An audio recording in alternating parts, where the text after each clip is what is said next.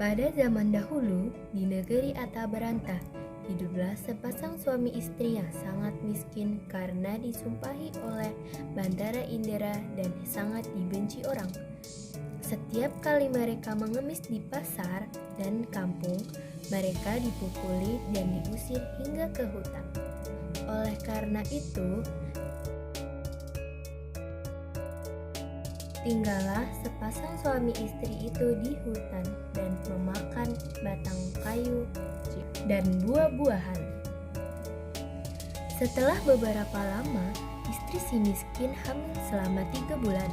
Sang istri ingin sekali memakan buah mangga yang ditanam di taman raja.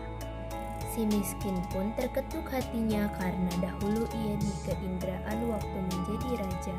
Ia tidak ingin memiliki anak, namun sekarang ia akan memiliki anak dan berkata, "Istriku, apa kamu ingin membunuhku? Apa kamu tidak tahu tentang masa lalu kita? Jangan meminta sesuatu. Kita tidak bisa mengambil buah mangga yang ada di taman raja." Setelah istrinya mendengar perkataan suaminya itu, ia semakin menangis. Lalu suaminya berkata, "Diamlah istriku, jangan menangis. Aku akan memberikan buah mangga itu dan memberikannya padamu." Istrinya pun berhenti menangis. Lalu si miskin pergi ke pasar mencari buah mangga.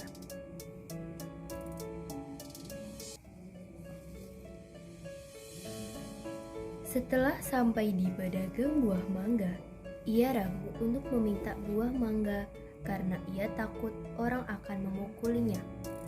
Pedagang buah mangga pun bertanya, "Hai miskin, apa yang kamu inginkan?" Si miskin pun menjawab, "Jika Anda mempunyai belas dan kasih, berikanlah saya sebiji buah mangga yang sudah busuk, wahai pedagang." Orang yang berada di pasar pun iba karena mendengar kata-kata si miskin itu. Lalu, orang yang berada di pasar tersebut memberikan si miskin buah mangga, makanan, dan bahkan pakaian serta buah-buahan lainnya. Si miskin pun heran karena biasanya ia diusir, dipukul, hingga dilempar kayu dan batu. Setelah ia berpikir seperti itu di dalam hatinya, ia pun pergi ke hutan untuk menemui istrinya. Si miskin pun berkata, "Istriku, ini buah mangga, makanan, pakaian, dan beberapa buah-buahan." Kemudian istrinya pun menginjak-injak apa yang diperoleh si miskin tersebut sambil menceritakan apa yang terjadi. Istrinya pun menangis dan tidak mau makan jika buah mangga yang ditanam di taman raja dan berkata, "Biarkan saja aku mati." Si miskin pun sangat terpukul melihat perbuatan istrinya. Kemudian ia pergi menghadap Maharaja Indradewa yang saat itu sedang mengadakan pertemuan raja. Lalu ia masuk ke dalam dan Baginda Raja pun berkata, "Hai miskin, apa yang kamu inginkan?" Si miskin pun menjawab sambil bersujud, "Tuanku, ampunilah hamba. Hamba datang ke sini ingin meminta buah mangga yang sudah jatuh ke tanah, tuanku." Si raja pun berkata, "Apa yang kamu ingin lakukan dengan buah mangga itu?" Si miskin pun menjawab, "Untuk dimakan, tuanku." Raja pun berkata kepada pengawalnya, "Tolong ambilkan setangkai buah mangga itu untuk si miskin ini." Kemudian diambillah buah mangga tersebut untuk si miskin yang sedang bersujud kepada Baginda Raja. Setelah itu, si miskin pun berjalan pulang ke rumahnya.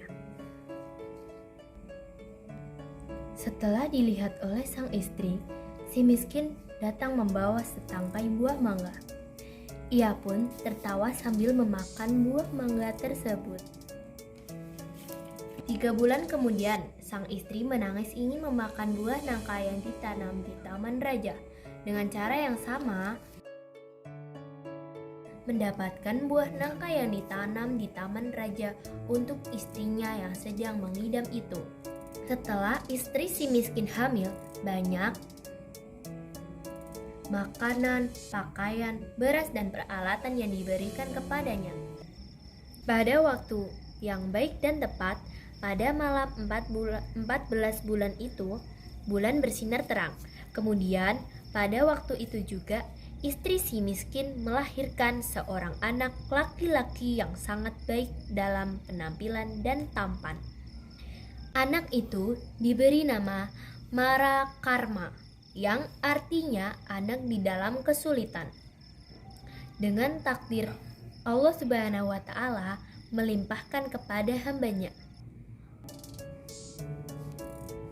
Miskin pun menggali tanah untuk membuat tempat tinggal untuk keluarganya. Ketika ia menggali tanah untuk mencapai tiang, ia menemukan telaju besar yang berisi banyak emas. Istrinya pun datang dan berkata, "Emas ini tidak akan habis sampai anak cucu kita, suamiku." Ia pun menjadi kaya dan membeli barang-barang kebutuhan seperti kendi, utar-utar, pelana kuda, keris, dan sebagainya.